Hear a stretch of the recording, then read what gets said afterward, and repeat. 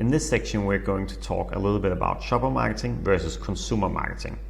The key takeaway from this section will be to understand that a shopper is not always a consumer, as well as the other way around, that a consumer is not always a shopper.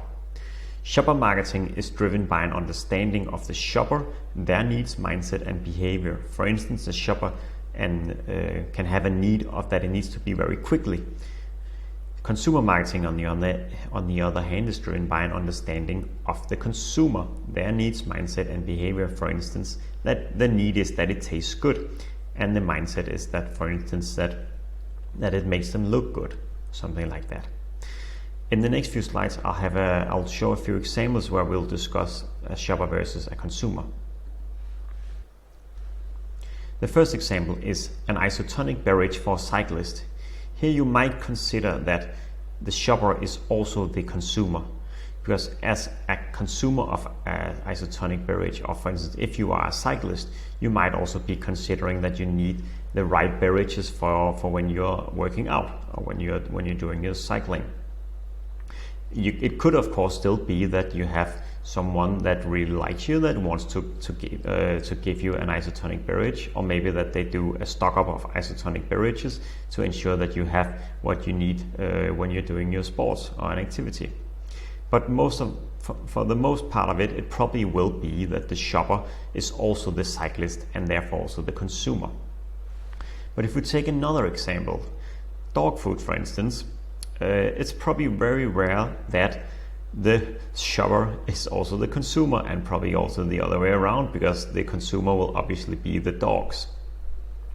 And therefore, it's very important that your marketing and shopper marketing therefore obviously appeals to the shopper and ensures that the shopper will feel excited about this and that they will have a happy dog in the end. For instance, here, as you see, pedigree with the happy smiling dog. To some extent, you could say that if the dog, of course, don't like the food, it's kind of part of being a shopper as well. And then obviously the shopper, the parents or whoever owns the dog, will have to go and buy some other brand. A third example is cola for a kid's birthday party. Here, the kids could be, the birthday kid could be the shopper. They could be part of shopping with the parents, for instance, and there they pick out the cola. But it could also be the other way around, that the shopper is the parents, and then they decide what brands the kids should have at the birthday.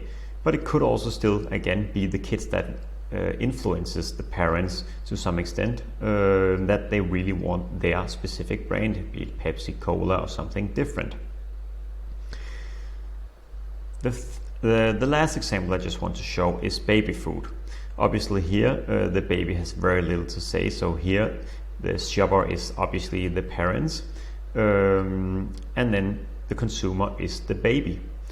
Here, of course, it's then very important that your packaging and then your marketing around it and shopper marketing appeals to the parents and ensures that it's something that the parents will feel safe enough to buy for their baby. For instance, here on the packaging it says 100% fruit smoothie from Nestle. That obviously is very important to know, that it's not filled with any kind of chemical stuff for a shopper and the parents, so they know what they're buying for the baby is something that is good enough